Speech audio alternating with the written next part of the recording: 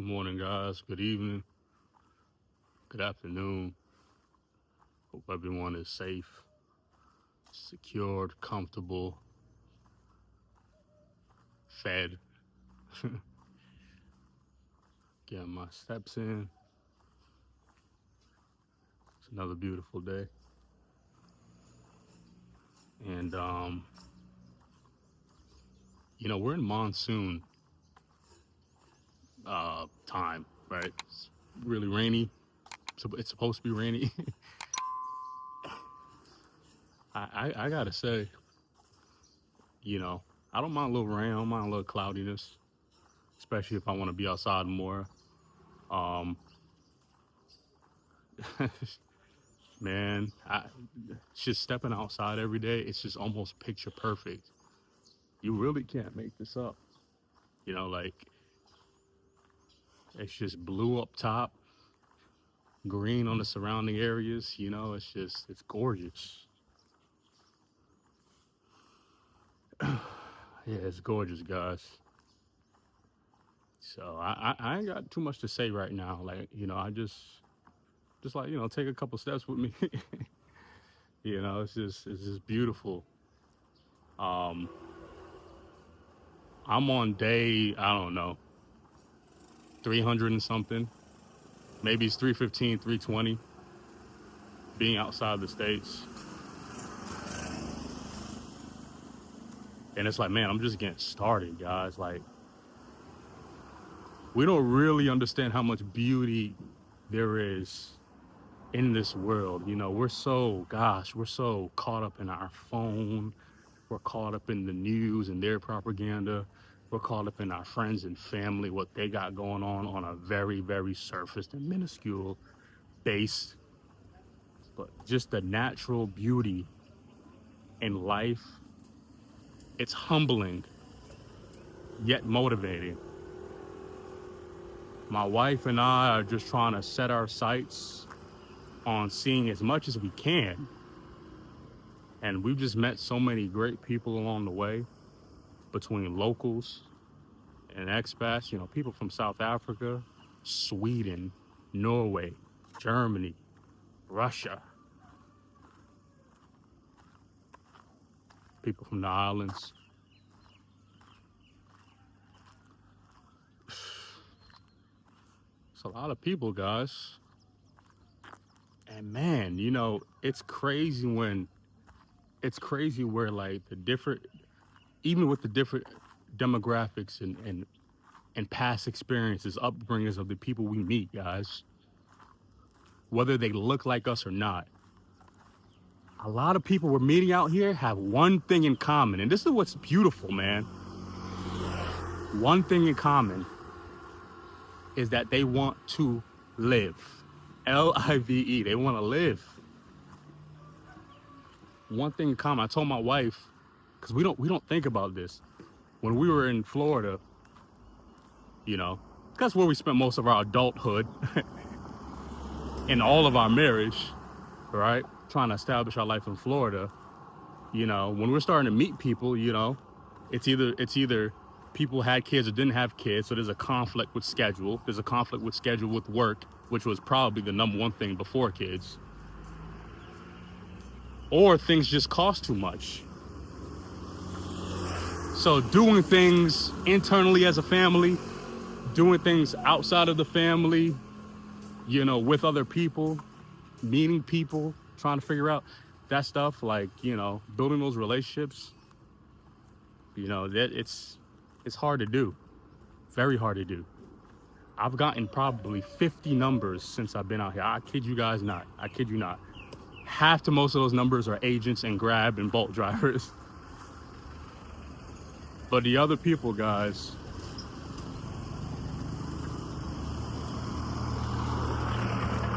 are foreigners. Expats essentially try and unite in one way, trying to live. We're finding commonality and common ground. And you know what I'm noticing the difference too? They don't care what I look like. It's crazy. It's crazy. I'm not even considered, Cal.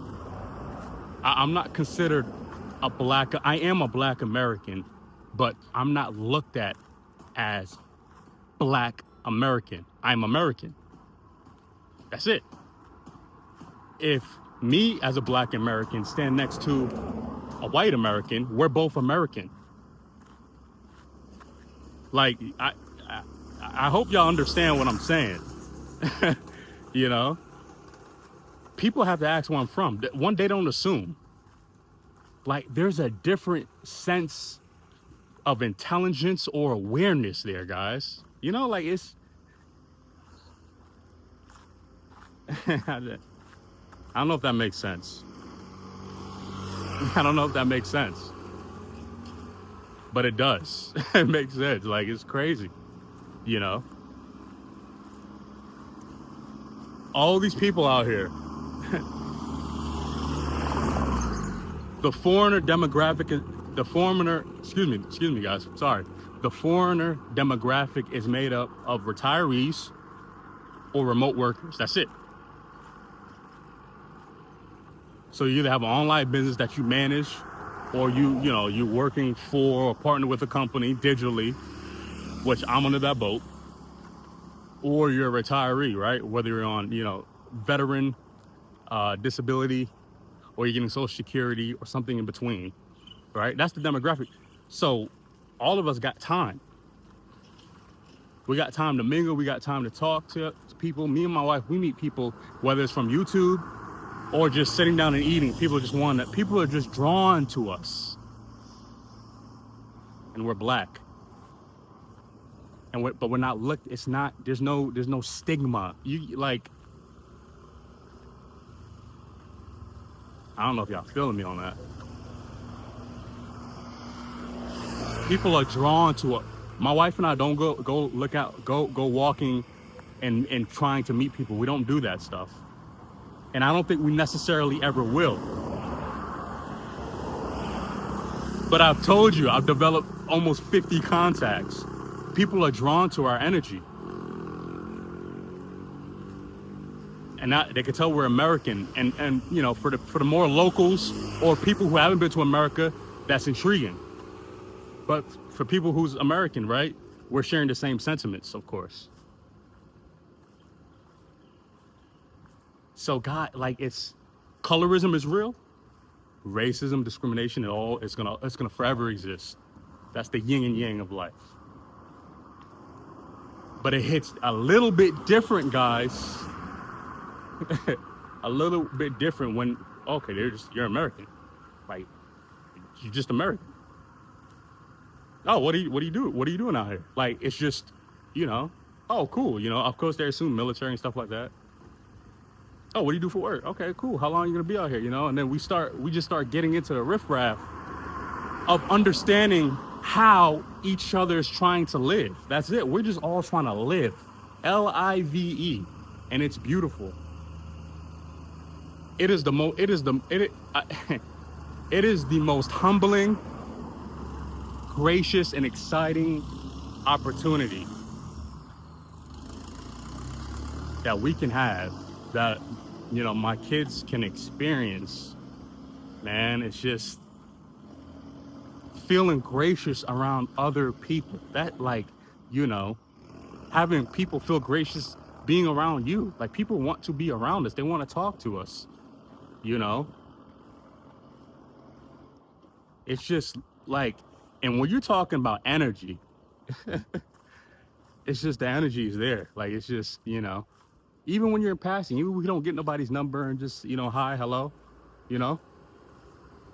majority of the time, the energy is there. It's just people are trying to live. That's it. Living abroad, guys, man, I just, every day that I move forward into this is every day I wish that I'd done this earlier. I kid you not. I just kid you not, because my life was palatable. It was decent in the States. I lived near cops and sheriffs, right? I lived near a lot of Caucasians. I worked around a lot of, I was very accepted, especially within my line of work. The racism and discrimination was slim to none. It wasn't fully about that. I was making decent money. It wasn't fully about that. I wanted to be in a different space. That's it. I wanted to see, instead of feeling somewhat anxious, as I got older, I started developing a sense of anxiety. I did. It happens to everybody. You're not mature. You're not maturing or not really living if that's not happening to you in the States, especially certain parts in the States, like the South. You start developing anxiety, you know? So I'm just like, how can I relieve just a little more burdens? How can I relieve a little more stress and anxiety? That's all. That's it, guys. Right? How can I work less? How can I work less and do more? That's it. It's just simple. And we're meeting people all around the globe looking to assimilate to that same, I guess, caveat. Less is more. Live. Relax. You know? It's beautiful. It truly is. And people who've experienced it, at least for a couple of months, they understand it. You get all your ducks in a row and you have that mind to maneuver, and you have an open mind to be accepting and to understand differences, but not let differences, you know, offend you. You know what I'm saying? Like, then it's almost perfect. You know, then it almost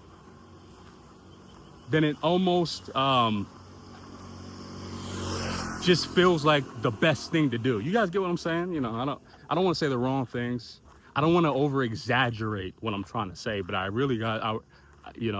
I'm not. I'm not exaggerating. This is my feel. You know, this is my feel. The world of Our Oyster. We got a lot more to see. That's just what's exciting. You know, we're slow traveling because we got the kids. But we're setting ourselves up in every way, shape, and form to where the next 10, 12, 15 years, me and my wife, we're on go. We're just, you know, the Lord bless us with more time, obviously, on this earth. We're on go. Guys, there's so much to see, and I just want y'all to see this shit.